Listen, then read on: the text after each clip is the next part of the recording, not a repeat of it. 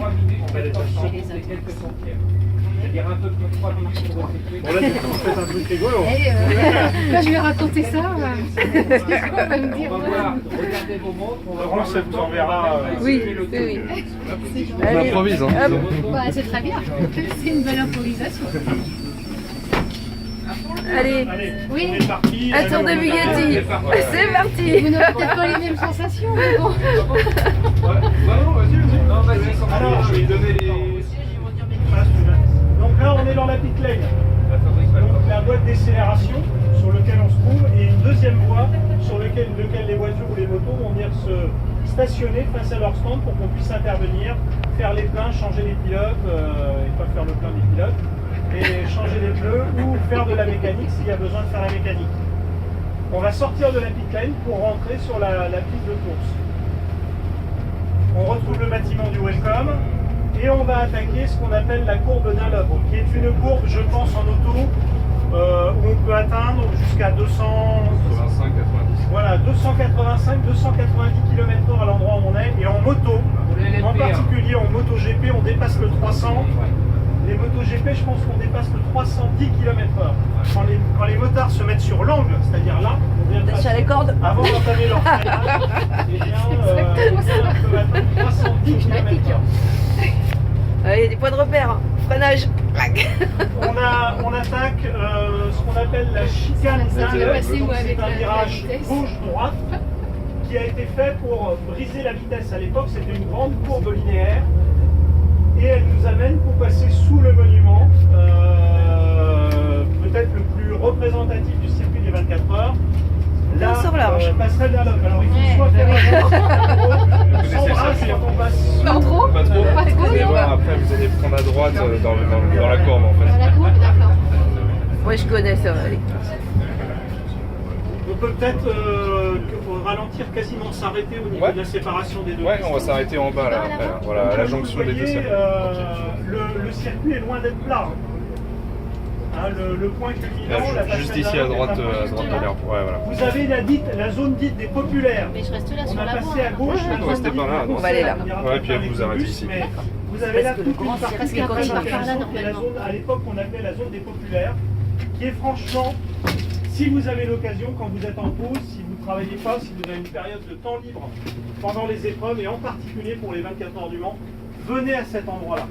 Là, vous verrez la magie des 24 heures du Mans. Pourquoi? Parce que quand vous êtes positionné sur ces buts qu'on a à la gauche du bus, là, vous avez une vision extraordinaire qui va de la passerelle d'Alop jusque dans les S que vous devinez, là à gauche du circuit des 24 heures, qui s'appellent les S de la forêt, et qui commandent l'entrée au virage du Tertre Rouge et à la ligne droite du Nodiat. Donc il y a une vision panoramique très longue, un champ de vision très long, et vous êtes dans cette ambiance de forêt. On va d'ailleurs replanter à l'avenir beaucoup cette zone-là pour qu'elle retrouve ses lettres de noblesse. Vous apercevez face à moi, face à nous à gauche, la chapelle du circuit des 24 heures. On est d'ailleurs là, à l'intérieur du virage de la Chapelle. Il s'appelait virage de la Chapelle parce qu'à l'origine, elle était implantée à l'intérieur du virage du circuit Bugatti et elle a été déplacée à l'extérieur. C'est une construction récente, mais on a repris à l'intérieur les éléments qui existaient, c'est-à-dire il y a des piliers d'accueil, il y a un très joli vitrail fait autour du thème de la course automobile et il y a toujours une messe de données pendant les 24 heures du Mans. Voilà, c'est une tradition, hein, chacun est libre ou pas de pratiquer le culte qu'il a envie de pratiquer, mais cette tradition, elle a été conservée dans l'histoire du circuit. Et là, vous voyez bien la séparation. Si on va tout droit, on est sur le circuit des 24 heures du Mans. Si on tourne comme nous allons le faire, eh bien nous allons emprunter le virage de la Chapelle et on reste sur le circuit Bugatti. C'est ce qu'on va faire d'ailleurs.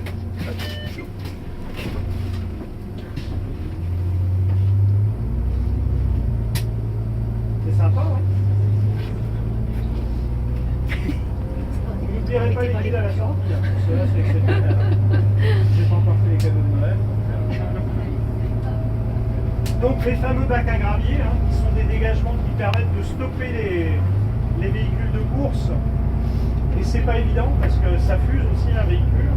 Et puis derrière le système des rails de sécurité, 3 niveaux de rails, les postes de commissaire, quand vous avez une interruption entre les rails, on appelle ça un sifflet. Les extrémités des sifflets sont marquées par un marquage orange et des pneus. Le sifflet, c'est l'endroit qui va permettre, on en voit un là, vous voyez à l'intérieur sur le mur béton, c'est ce qui va permettre au commissaire d'intervenir sur la piste, mais c'est ce qui va permettre aussi, pourquoi pas, de dégager en particulier des motos, voire une voiture dans ce qu'on appelle la voie de sécurité. Là, on vient de passer le virage du musée. Il s'appelle musée parce qu'avant, derrière, le musée des 24 heures créé par l'ACO en 1961 était implanté là. Et là, cheveux dans le vent, nous atteignons allègrement les 200 km/h et notre pilote va nous faire au frein à main le virage du garage vert. Péniblement aux 200 km. Le virage du garage vert se fait en 2 fois. Ce sont deux virages à droite, on va dire, hein, qui reconstituent la courbe. Donc nous y sommes. Donc je vous rappelle, garage vert, parce qu'à l'époque, avant que le Bugatti ne soit construit, ça l'est toujours pendant les 24 heures, un parking pour le public. Donc on vient de passer le premier. Et on va passer le deuxième, qui est une partie assez lente et assez technique du virage, du circuit Bugatti. Et là on attaque la ligne droite dite du chemin au bœuf. Pourquoi? Parce qu'en parallèle, ici et ensuite en parallèle, vous avez une petite voie qui est une ancienne voie romaine, donc de l'époque gallo-romaine, qui était une voie commerciale sur laquelle on transportait des bestiaux qui allaient s'abreuver dans le roule-crotte. C'est probablement pour ça qu'on parle de roule-crotte, parce que les animaux ne faisaient peut-être pas qu'ils boivent. Tout est lié. Donc cette ligne droite du chemin au bœuf permet de longer aussi des espaces de visibilité spectateurs dédiés pour le mode de fonctionnement en circuit Bugatti, très prisé pour le Grand Prix moto et les 24 heures moto. Et derrière, vous revoyez en partie le camping du Hou et l'aire d'accueil du Hou. La chicane placée dans le chemin au bœuf. Et l'ancienne piste qui allait tout droit, c'était beaucoup plus vite avant. Mais il faut savoir être raisonnable dans la vie et adapter en fonction des réglementations la piste. Et là, on va attaquer les S-bleus. Ils nous ont mis du fumier, les services techniques à droite. Hein. Il y a des pneus, il y a des... Bon, il faut bien stocker le matériel. Là, vous avez une vue qui est très prisée. Hein. Très prisée. De toute façon, dans les motos, par exemple, c'est noir. Noir de monde. Dès 6h le matin. Ouais, dès 6h le matin. Donc les S-bleus, On voit maintenant. On fait à contresens. Ouais, si tu veux. Je pense que ça va tourner une gare. Ouais. Ah oui, on est large. Donc les fameux S-bleus, qui dans les compétitions de vitesse sont le dernier endroit. Si vous êtes deuxième, vous pouvez tenter quelque chose. Maintenant, on va faire les C'est pas sûr. Alors on continue. Et si vous n'avez pas fait dans les Vous allez S-bleus, prendre la ligne droite et du vous virage de arrêtez raccordement au bout des stands. Vous auquel allez nous Là, arrivons. au moment d'arriver du Bah en fait, Allez-y, allez-y, par là. continue de- Ouais, ouais. Commandez l'arrivée dans les lignes droites. Là, vous avez l'entrée de la pit lane. Logiquement, on serait sorti là en mode Bugatti, à droite, hein, pour aller rejoindre la ligne des stands. Mais on va faire vraiment un Passer tour au moins complet. devant les tribunes. Donc, Bah, on quand emprunte même. ce virage très serré, qui se prend 2 fois là aussi, qui est le virage dit du raccordement. Donc là, on retrouve la piste des 24 heures et le grec derrière nous, et la longue ligne droite des Allez, stands. go. et après le totem Michelin, vous faites 8 tours. Allez. D'accord. Prenez large à gauche. Troisième, Large, ouais. quatrième, cinquième, sixième, 220, 230, 240, 260, 270. On passe la ligne d'arrivée. Hop. Le podium d'arrivée. Bravo. Horloge Rolex. Oui, du coup, je la prends à contresens. Voilà, Ouais. c'est ça. D'accord. Et là, Vous avez gagné. Ça va, c'était pas trop. 260 000 spectateurs en mode 24 heures du Mans. Un peu plus de 100 000 spectateurs en mode de Mans classique. Vous pouvez On prendre doit la être à sur largeur 55 ici et 60 faire 000 des au tours. 24 heures camion. On est autour de 70 000, 75 000 au 24 heures moto. Et en Grand Prix, alors ils additionnent les jours de course, donc sur les 3 jours, 160 000, quelque chose comme ça.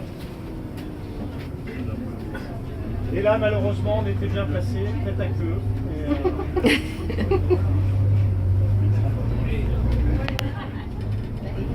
Bon, je vous propose un petit applaudissement pour nos collègues des sports quand même qui nous ont permis de faire ça. Merci. Et je pense qu'il y a une salariée de la CETRAP qui va s'en rappeler. toute sa Oui, vie. je crois, quand je vais raconter ça. Il va raconter ça. Il y en a qui vont être jaloux. Ouais. Oui, je crois. Ouais.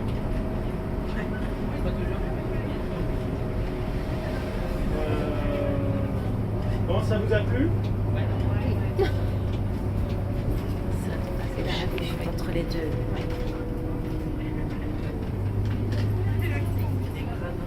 Alors là, à la limite, on restera garé à l'intérieur, là.